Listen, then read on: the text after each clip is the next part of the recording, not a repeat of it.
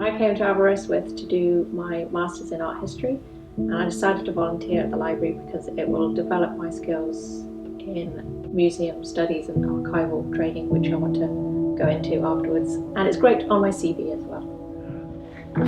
So you're literally in your last hour of volunteering. This might be the last map that you ever see. I'm going to miss it. So what's been the highlights? What have you enjoyed most about?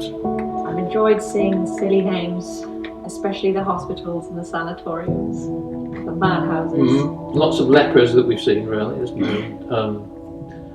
Feeble-minded people, all sorts of things that we've had to deal with. Great big rips and the smudges and the stains. That's been great. Whereas I think probably my favourites are the ones that have been stamped secret.